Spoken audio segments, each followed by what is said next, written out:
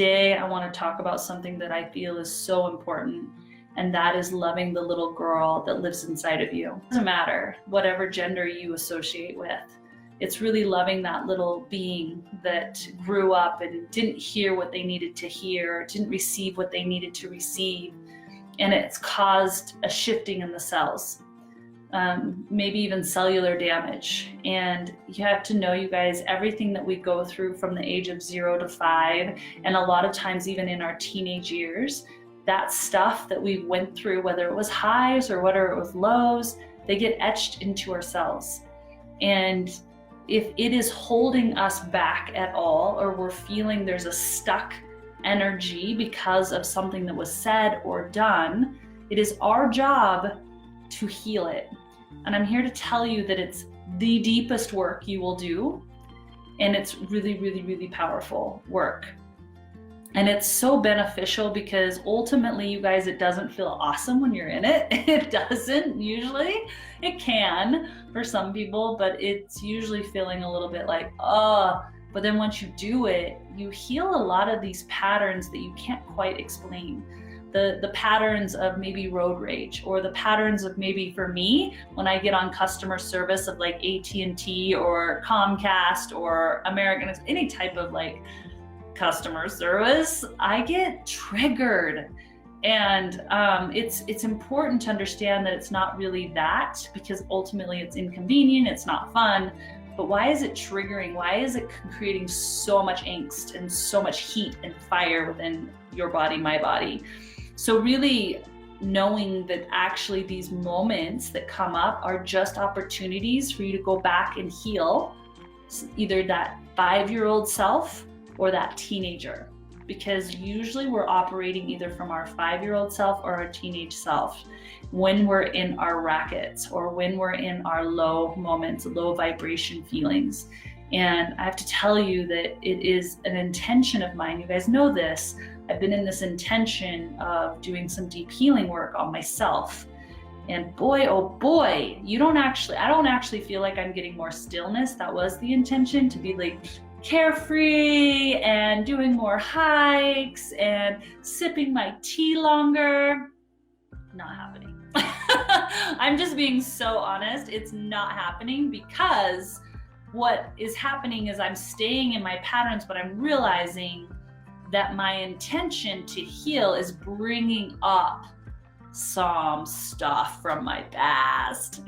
And so I'm going to be so vulnerable, because I'm only willing to share this so that you find your story in my story, because I cannot be the only person who goes through this. My phone was stolen, and then I didn't have a phone for a week. So I finally get my new phone. I'm setting it up, but the data doesn't work. Like, I can't connect to Instagram, Facebook, text messaging, calling, and it's my birthday. So I'm like, oh my gosh. So I woke up on my birthday, no text messages from my closest friends or my family, no voice messages. Like, I usually get a call from my parents, right? So nothing, like and I don't really know what's going on with my phone until that morning, because I'm like, it's my birthday and I'm getting jack of a response from anyone that's close to me. So that I'm like, oh my gosh, my phone's not working. And it was an interesting process to watch within me this feeling of not enoughness, this feeling of wanting to be celebrated. That little 5-year-old girl wanted to be highlighted, and especially from my parents and people that I am really close to. So anyway, long story short, I kind of have a breakdown. My ears end up starting to ring. I'm kind of like, why are my ears ringing? Like, I'm like feeling my ears like aching and ringing. I'm feeling the rage boil up in me, because I'm working with AT&T to fix my phone. I'm on the phone for like 2 hours getting nowhere. The rage is building, which is really not rage about AT&T. It's about not receiving the validation, the recognition, and being seen by those who deliver it through the device. Do you see that is really the issue? It wasn't about AT&T, but I'm feeling the rage coming, right? My ears are starting to ring, and I literally, like, I'm in Vail. My husband's got this beautiful like birthday dinner planned, and I just start sobbing. And I start running my bath in our hotel, and I like just get in and I'm just sobbing. And all this like nonsense is coming up. Like I'm just spurting out nonsense, but it's how I'm feeling. So I'm literally in there and my ears are ringing harder, like almost like they hurt. And I'm like, oh, it must have been AT&T with my phone. All of a sudden I have a flashback because my husband, who's been doing deep training on different elements, he's like, what is your little girl inside of you feeling like? So I ask you the same question. What is that little girl? And for those of you who are men or associate as men, what is that little child needing to hear? Or what happened to that little child that's coming up and wanting to come out? And I went to immediate flashback as soon as he gave me that space and that grace and that love to feel that, and to bring it not about the AT&T call, but to bring it to the root, the truth of what was really going on. I started to cry harder, and I remembered, and you guys, my parents didn't know better. I ended up as a 2-year-old having really bad ear infections. Like my eardrums like would erupt multiple times, and no one knew that that was going on. Like they were constantly breaking the eardrums. And so I was in massive pain, and I would throw temper tantrums, and I couldn't hear too, because once they erupted, then I couldn't hear. And so I would just go into what a child who can't communicate about her ears, or that she can't hear what someone's saying, into massive tantrums.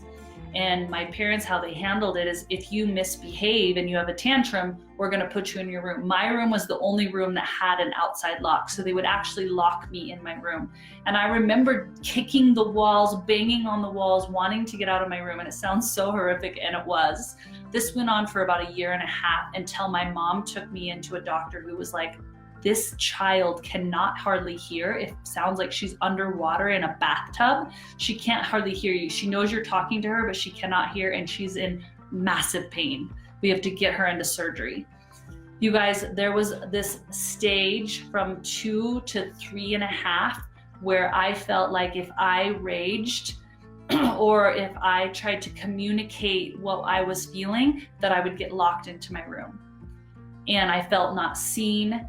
And I did this also, there was stuff around my birthday growing up as well. I like remembered that one time, I don't know what age I was, that my parents forgot my birthday. And it wasn't because they don't love me, it was because it was just this crazy, like my birthday's around Christmas, my brothers were probably in sports, and they forgot my birthday, and then they remembered at night. So it creates this anxiety in me every year. And then after that, I kept getting sick on my birthday. So amazing what comes up when you're willing to look at it and face it. You might be asking yourself, what did you do to heal yourself in the bathtub, sobbing, remembering that as a little girl, I would get locked into my room? Here's what I do know, and I want to bring this back to you and what might be going on with you. One, I had not remembered that story in a long time. My parents told me about it occasionally. They'd be like, we felt terrible about it. And I always knew I had a lock on my door. Like, I knew that. So here's this. And it might not be that you remember right now, but when you're in your moment of rage or sadness or just feeling all the feels, I invite you with this question. What is the underlying thing underneath that? What is that 5-year-old or teenager needing to hear or feel or see? Because usually you're operating from that space, and it's coming from a time of pain. So I want to ask you that question, and it's usually from either when you're younger or you're a teenager.